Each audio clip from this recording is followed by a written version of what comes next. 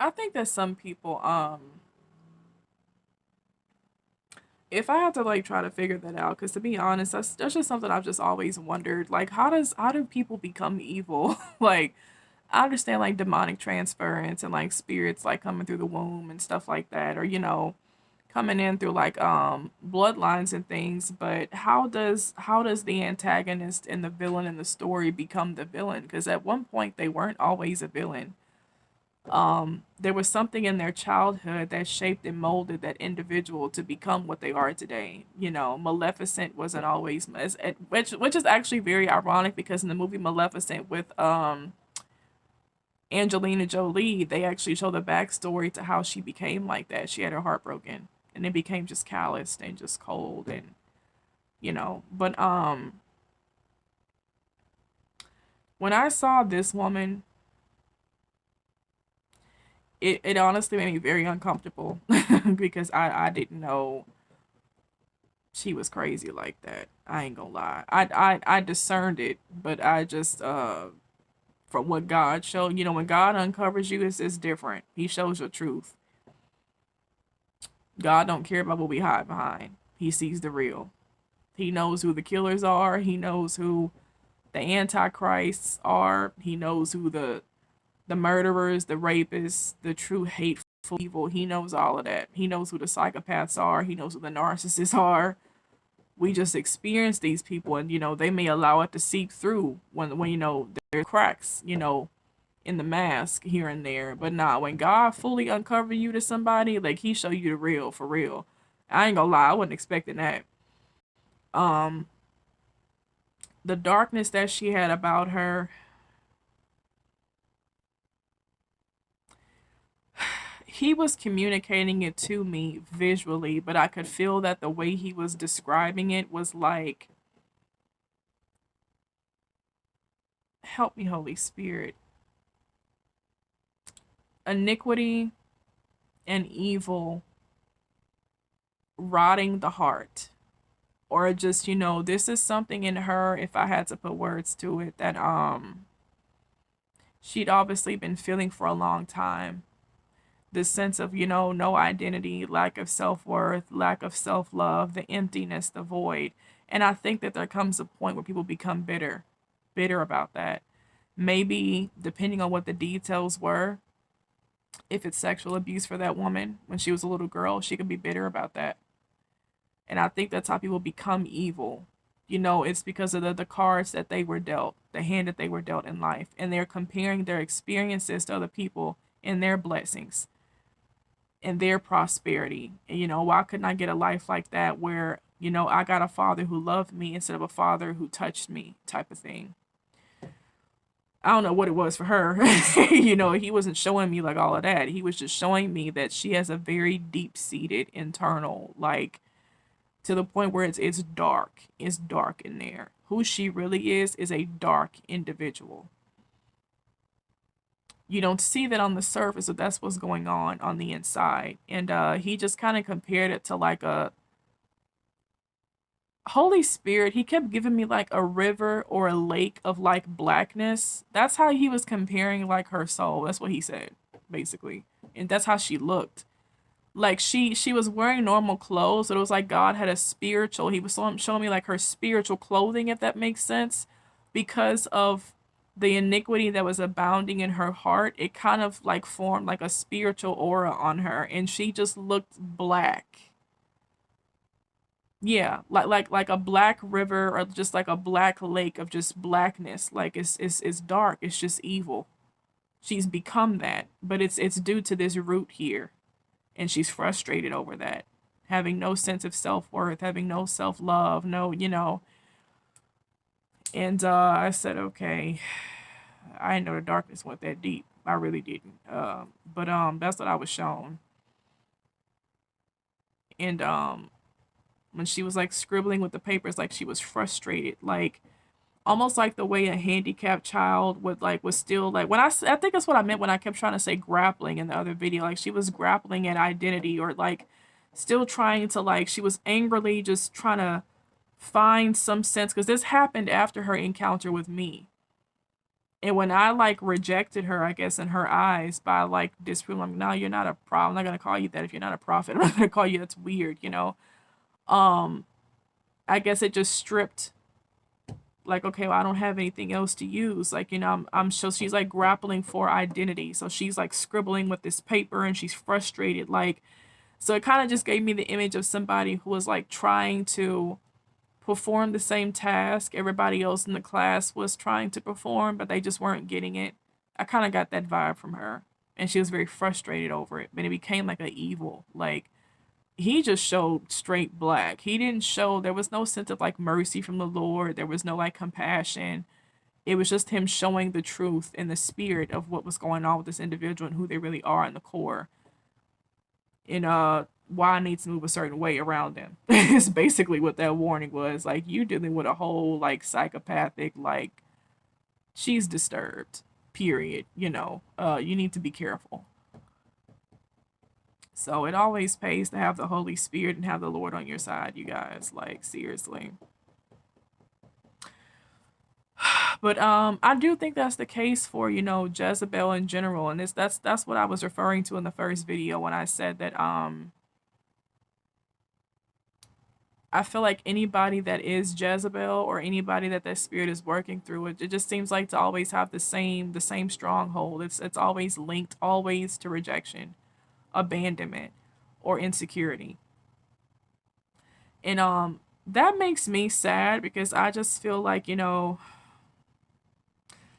well, first of all, I don't think anybody should feel like that. I would really love very much if we were in a world that just believed in just loving on people. And this is why it's important for you to love on people, because this is what they can become due to lack of love. For God to show me that her whole aura, it was like her whole core, her inside was like void, like black, like iniquity that had been corrupted. She's turned like evil. Her heart is like evil. I said, okay. Um, well, that just lets me know that love was not being poured in there. For there to be lack, that means that there was a subtraction somewhere. That's why I believe it could have been parental, absent parent. Especially if this person is a child. A lot of children are bitter like that, and they grow up to be bitter adults. I know people who are like that, to where they just feel like, they just didn't have a fair chance in life like other kids got. And, they have to deal with that emptiness and that void and that pain, and their childhood is pretty much just tainted. And they grow up and they, grow up into adulthood and they harden with that pain inside of them, and it makes them bitter, and it's turned them into, something that's just. See, this is why God tells us to love people. It's like it don't hurt you to love nobody. Just give people a hug. Just to hug them. Just be kind to people. Speak life into them.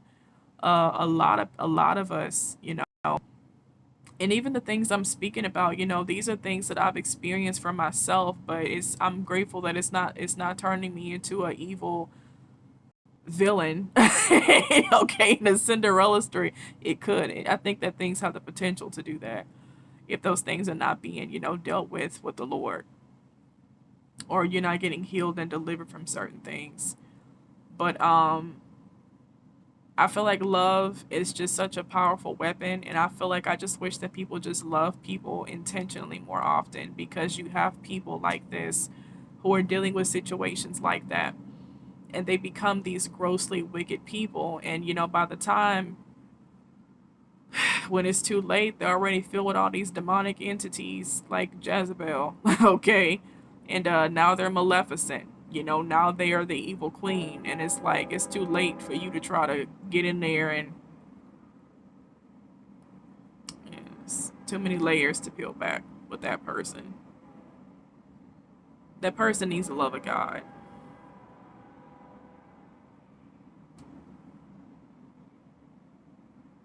I think Jezebel in general needs the love of God. And it's different types of Jezebels, though. So you gotta be led by the Spirit with that, because sometimes people just get to a point where they just want power, manipulation, and control. They don't even want the love no more. And God don't share His kingdom or His glory with nobody. So it just depends on what kind of Jezebel you're dealing with. Is it somebody who's broken and who needs love, and pour that into them? They need to just be. Some people just need to be built up. you know. Um,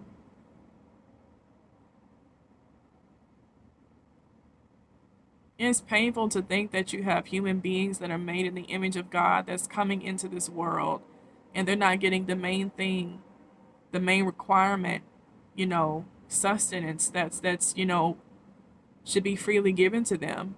I just kind of see it the same way as you bring a child into the world and it's like, why did you bring me here if you had no intention on like loving me, and raising me and taking care of me, like I didn't ask to be here. So I feel like for the spiritual compartment, people need the love of God. They're made in his image. Like that's our food. We need love. You need to have your spirit filled up with his presence. And I think that what we see in the world today is what happens. It's a result of people who don't have God's love or his presence inside of them. They have demons inhabiting them instead to fill that void. So, and that's why I don't think it's a coincidence that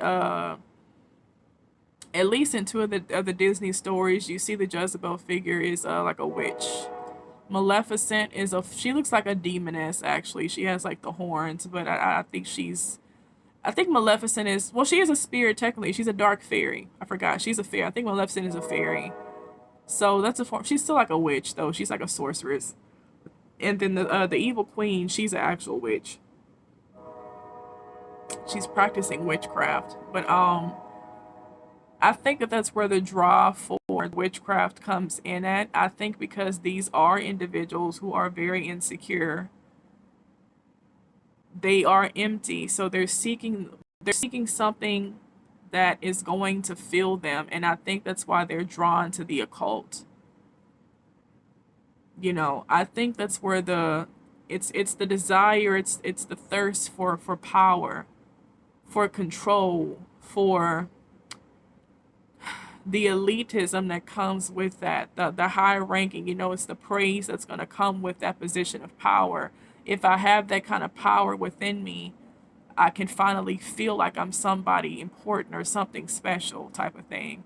So I feel like, but the thing is, the ironic thing is like it still doesn't make her any more special than what she feels she already isn't, because if you take all that stuff away, like the Lord just showed me with this dream, take that magic mirror away, take that demon away that's making you what you are, and we get to see it, you're just still the same broken, insecure girl, you know but I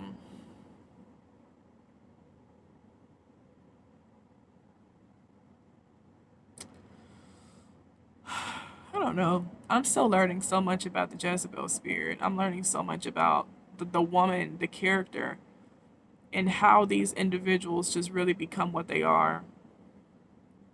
And I